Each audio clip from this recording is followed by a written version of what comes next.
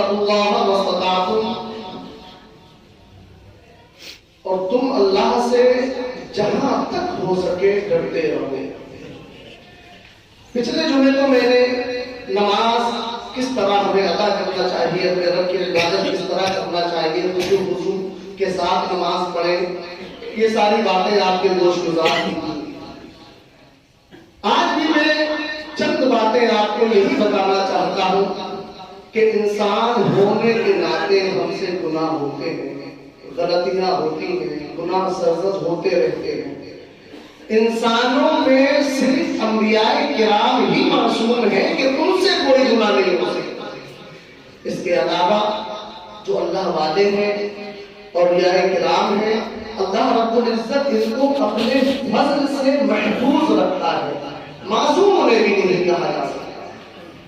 مطلب ہم جیسے نکموں اور ناکاروں کا حال تو یہ ہے، جب ہم صبح کو اٹھتے ہیں تو گناہوں کی طرف رواں دوا ہو جاتے ہیں، رات کو لیٹنے کے وقت تک ہم پورا دن اپنا گناہوں میں گزار دیتے ہیں، راتیں گناہوں میں گزار دیتے ہیں۔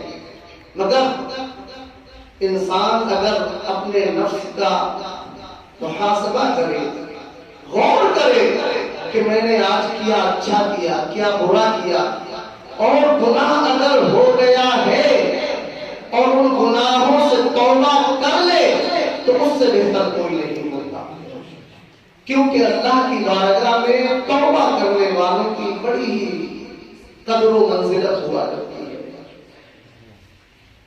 کچھ نہ کچھ ایسا ہمیں کرتے رہنا چاہیے کہ جس کی برکت سے اللہ رب العزت ہمیں توبہ کی توفیق نصیب فرمائے۔ حضرت بشر حافی رحمۃ اللہ تعالی علیہ جب تک انہوں نے توبہ نہیں کی تھی تب تک کے حالات یہ تھے۔ آپ کے بارے میں کتابوں میں ہم نے پڑھا، بتایا جاتا ہے، سوانح نگار میں لکھا، تاریخ لکھنے والوں نے لکھا کہ بشر اپنے وقت کے ایک بڑے تاجر تھے اور تجارت کی شراب کی کیا کرتے تھے۔ بشر ایک ایسے شخص کا نام تھا جس کے شراب کے کارخانے متعدد شہروں میں چلا کرتے تھے، بڑے بڑے کارخانے سے شراب کشید کی جاتی تھی، اور بشر بھی شراب نوشی، شراب خوری میں مبتلا رہتے تھے۔ مگر ایک دن ہوتا یہ ہے، آپ راستے سے گزر رہے تھے، آپ کی نگاہ ایک کاغذ کے ٹکڑے پہ پڑ جاتی ہے، آپ نے دیکھا کہ وہ کاغذ کا ٹکڑا جو زمین پہ پڑا ہوا ہے اس پہ اللہ کا نام لکھا ہوا ہے۔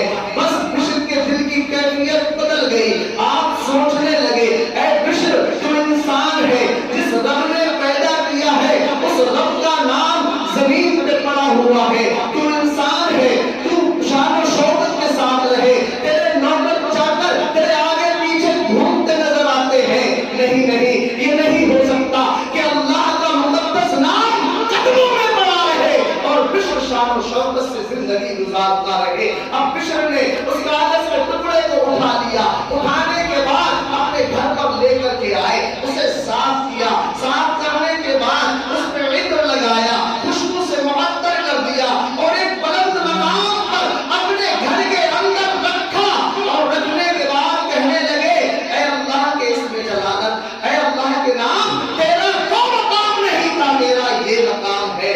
بس اتنا سا کام کیا تھا، پوری زندگی شراب نوشی اور شراب بیچنے میں گزار دی تھی، نافرمانیوں میں گزار دی تھی، ہر برائی میں مبتلا تھے، مگر اللہ کے نام کا احترام کر لیا، اللہ کے نام کو اٹھا کر کے بلند مقام پر رکھا۔ اللہ رب العزت نے ان کے اس عمل کو پسند فرما لیا۔ اللہ فرماتا ہے اب بشر کو، اب ہمارا بشر ہمارے نام کا احترام کرتا ہے تو اب ہم بشر کو شراب نہیں پینے دیں گے۔ اللہ اللہ، اب بشر ہے، وہ چھوٹا سا کام ان کی نظر میں تھا، انہوں نے کیا، اور کرنے کے بعد اپنے کارخانے میں چلے گئے، شراب نوشی کی جگہ پہ چلے گئے، شراب کے اڈے پہ چلے گئے، وہاں جا کر کے جوتوں کو اتارا اور اپنے کمرے میں اپنی قیام گاہ پر بیٹھے ہوئے تھے، کسی نے دستک دی، اور دستک دینے کے بعد آپ نے جب آواز سنی تو آپ نے نوکر سے کہا، جاؤ معلوم کرو کون آیا ہے، اور کہنا یہ ملاقات کا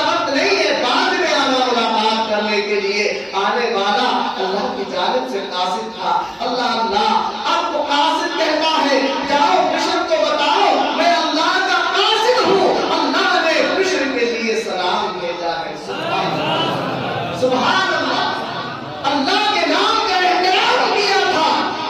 अल्लाह की जानिब से उसी इलाके का वली कामिल अल्लाह का कासिद बनकर बिश्र के कारखाने पहुंचता है, खुशखबरी सुनाता है, ऐ बिश्र अल्लाह का कासिद हूँ और अल्लाह ने तुझे सलाम भेजा है। इतना सुनना था, उनके दिल की दुनिया बदल जाती है। आप सोचने लगते हैं, ऐ मेरे रब्बे ज़ुल जलाल, पूरी जिंदगी मैंने तेरे नाफरमानियों में गुजार दी है, तेरा फरमा बरदार न बन सका, आज तेरे नाम का एहतराम कर दिया। ऐ मेरे रब, ऐ फज़ल करने वाले, रऊफ़ुर रहीम मेरे अल्लाह, मैंने तेरे नाम का एहतराम कर दिया, तू मुझे सलाम भेजता है। बिश्र के दिल की दुनिया बदल जाती है। अब उठते हैं, नंगे पांव दरवाजे की तरफ दौड़ते हैं। दरवाजा खोला तो देखते क्या है, उसी इलाके का वली कामिल दरवाजे पे खड़ा हुआ है। उस वली ने आपको सीने से लगा लिया। अब हजरत बिश्र है, फौरन तौबा करते हैं, इस्तिग़फ़ार करते हैं, अपने सारे गुनाहों से तौबा की। कारखाने जितने शहरों में चलते थे उन सब में आग लगा दी, सारे कारखानों को जला दिया। अब हालत ये है, अब शराब की तरफ नहीं जाते हैं, गुनाहों की तरफ नहीं जाते हैं, अब शराब के कारखानों की कोई परवाह नहीं है। सब में आग लगाई और मुसल्ले को उठा दिया है, अब वुज़ू कर लिया है और तौबा इस्तिग़फ़ार के बाद अब अपने रब के इबादत में मसरूफ़ हो जाते हैं। अल्लाह अल्लाह, पूरी जिंदगी आपने अब अल्लाह की इबादत में गुजारने का अज़्म मुसम्मम कर लिया, पक्का इरादा कर दिया और फिर जिंदगी भर के भी जूता भी नहीं पहना। एक नेक काम की बरकत से अल्लाह ने तौबा की तौफीक अता फरमा। इसलिए हर इंसान को गुनाह हमसे होते हैं, तौबा भी करना चाहिए और कुछ ना कुछ नेक काम आदमी को अपनी हैसियत के मुताबिक करते रहना चाहिए। अगरचे वो गुनाहगार है, हो सकता है रब उसकी बरकत से उसे तौबा की तौफीक अता फरमाए।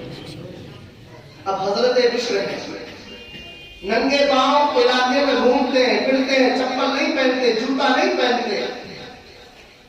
अल्लाह रब्बुल इज्जत को ये अदा भी पसंद आई, ये अदा भी पसंद आई। बिश्र नंगे पांव रोडों पे चलते हैं। मेरे रब ने उस इलाके के जानवरों को हुक्म दे दिया, ऐ जानवरों, कोई भी रोड में पेशाब के लीद नहीं करेगा, कहीं ऐसा ना हो मेरे बिश्र का पैर नजासत आलूद। लिखने वालों ने लिखा, जब तक हजरत बिश्र जिंदा रहे किसी जानवर ने उस इलाके में रोड पे ना लीद की ना पेशाब। जब आपका इंतकाल हो गया तब जाकर के जानवर जैसे कि लीद या पेशाब रोडों पे कर दिया करते थे, तब करते थे। किसी ने पूछा, ऐ बिश्र आप नंगे पांव क्यों रहते हो? फरमाने लगे, जब अल्लाह का सलाम आया था तो मैं नंगे पांव बैठा हुआ था। हो सकता है मेरे रब को मेरा यही अमल पसंद हो, इसलिए मैं पांव में जूता नहीं पहना करता।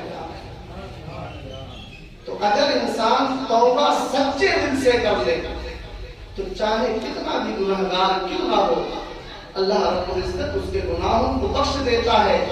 जैसा कि हजरत बिश्र को मुआफी नहीं मिली, बल्कि मुआफी के साथ साथ अल्लाह ने विलायत का दर्जा भी अता किया, अपने वक्त के वली कामिल बन गए। हमें भी चाहिए, अगर हमसे तकाज़ाए बशरियत गुनाह का सुदूर होता है तो हम अपने गुनाहों से तौबा करें। और ये शराब तो एक ऐसी बला है, नशा एक ऐसी मुसीबत है जिसने हमारे समाज के अंदर अपनी जगह बहुत पुख्ता तरीके से बनाई हुई है। हर दूसरे तीसरे घर का हाल ये है कि कोई ना कोई शराब में मुब्तला, कोई ना कोई नशे में मुब्तला है। लोग क्यों अपनी जानों पे जुल्म करते हैं? और सिर्फ अपनी जानों के नहीं, हकीकत बात तो ये है, नशा करने वाला इंसान गौर फिक्र नहीं करता, वो अपनी जान पे भी जुल्म करता है, अपने बदन पे जुल्म करता है कि उसका लीवर खराब होता है, किडनियां खराब होती है, दिमाग उसका बेकार हो जाता है, साथ ही साथ जहन्नम की आग में जलने के आमाल करता रहा।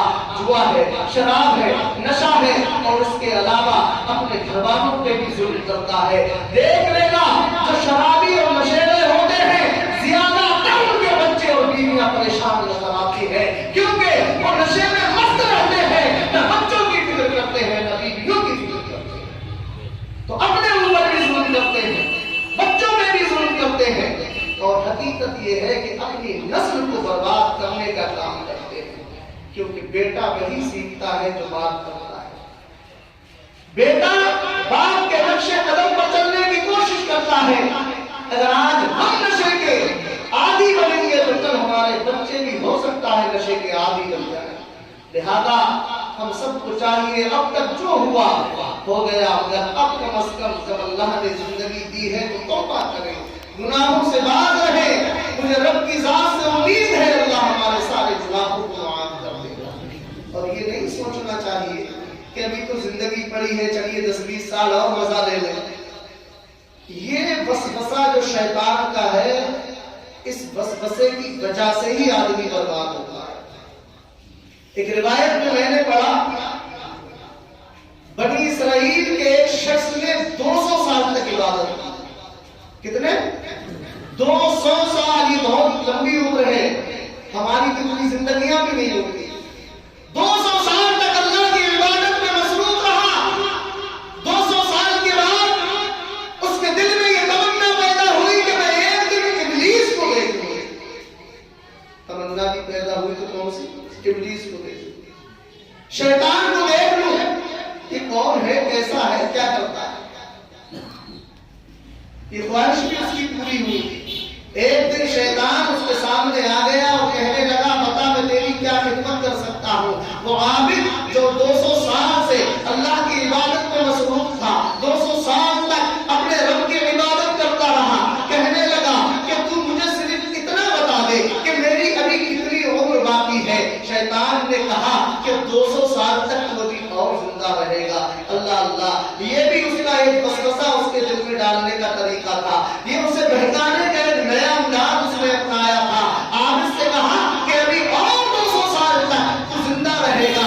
اب عابد ہے، اس کے دماغ میں خرافاتیں آنے لگی، غلط خیالات دل میں جنم لینے لگے اور سوچنے لگا 200 سال تک عبادت کر لی، اب ایسا کرتے ہیں 150 سال تک تھوڑے مزے لیتے ہیں، کچھ برائیاں کرتے ہیں، گناہوں میں مبتلا ہو جاتے ہیں، کوئی بات نہیں، 200 سال ابھی باقی ہے نا، تو 50 سال جب رہ جائیں گے تب توبہ کر لیں گے۔ یہ خیال اس کے دماغ میں آ گیا کہ آج نہیں بعد میں توبہ کر لیں گے۔ اللہ اللہ، وہ عبادت گزار انسان ہے، اب دل میں خیال یہ آ گیا کہ 150 سال تک اس کو فجور میں مبتلا رہنے کے بعد جب 50 سال میری زندگی کے باقی رہ جائیں گے تب میں اللہ کی بارگاہ میں توبہ کر لوں گا، پھر سے عبادت کرنے لگوں گا، اس کی فرمانبرداری میں زندگی کو گزار دوں گا۔